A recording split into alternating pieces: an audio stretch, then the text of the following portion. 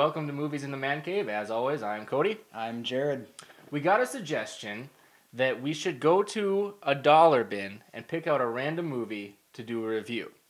And since neither of us had a dollar, we went to Netflix instead, picked a random genre, and sort of randomly picked a movie to review. So, not necessarily a new movie or one that we wanted to see, just something kind of random. We thought we'd give it a whirl, might make it a regular segment. That's right. So, the movie we ended on was The Goods. What's the tagline? Live hard, sell hard. Live hard, sell hard.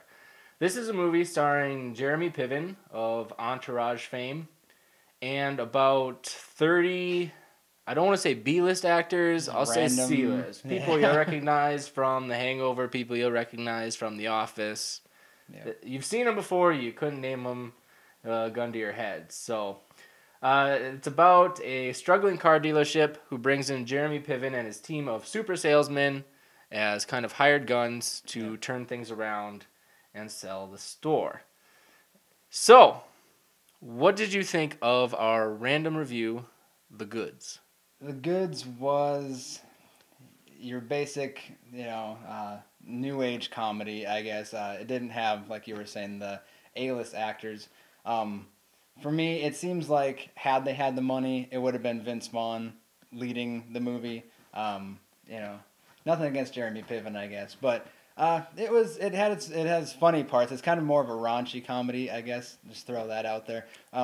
It was really funny at parts, and then it had its cliche storyline, if you will. But I thought all in all, it was pretty funny. I'll probably watch it again. I think raunchy is a good word. I think you were probably in the strip club within the first 5 minutes. Yeah, right when you meet the crew, it's strip club. There you are. So. Foul language throughout. Definitely. I think that's what they call a hard R when you give something a hard R rating. Yeah, is what it was. Like you said, it was funny. It made me giggle sometimes, which I don't always do at movies. If I had to describe this movie, I would say that this is a bad movie, but I enjoyed it. Right.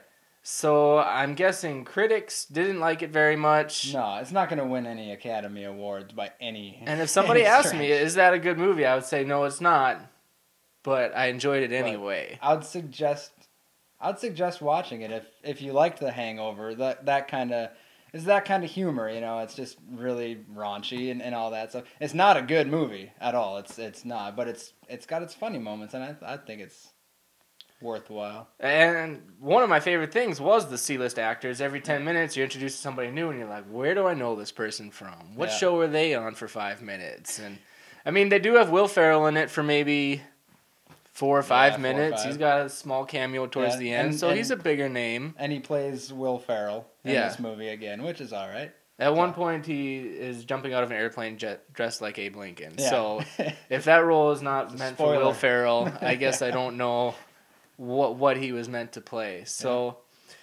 I guess, it's maybe a C movie, C minus even. Yeah. If you're, having a guy's night, I guess. It's probably not a date movie, I would say. No. It goes in the realm of beer fest, that kind of thing. Just guy's night, throw a movie and laugh at it. Yeah, in the background while you're playing a game of poker or something along those lines, I think it would work. I like Jeremy Piven a lot. I've seen him in other things, and he's a good actor. And I agree with you when this was a very Vince Vaughn-ian role, but I thought he stepped up and did a good job. Yep, I agree. So, I guess in our random review, we would... It's hard to say recommend the movie. Yeah. It's a guy's night movie. Just know what you're getting into is what I would say. Don't come out there expecting Schindler's List, but... Oh, God. It was really that kind of movie. So, moving on, we left you with a quote last week, and that quote was, "Where does he get those wonderful toys?" We did get a winner this week. They are only listed as history person in the comments, so whoever you are, history person, nice work. Good job. We're going to take a look at the clip, and let's see if you guys can get it now. And it should be pretty obvious by this point. Where does he get those wonderful toys? And that is Batman. 1989 Batman. Yeah, Some of you Michael may have only Keaton. seen Batman Begins and The Dark Knight. They're great, but make sure you go watch the older ones too. At least the first two of the older ones. So Yeah, the Michael Keaton Batman. Michael Keaton played one heck of a Batman. So, and Jack Nicholson as the Joker, I thought was the best choice ever until Heath Ledger took over. That's so, right. great movie. Go see it. We have a quote for you this week. Jared, share the quote. This week's quote sort of ties in again like we do with this week's movie. The quote is, "You're my boy, Blue. You're my boy."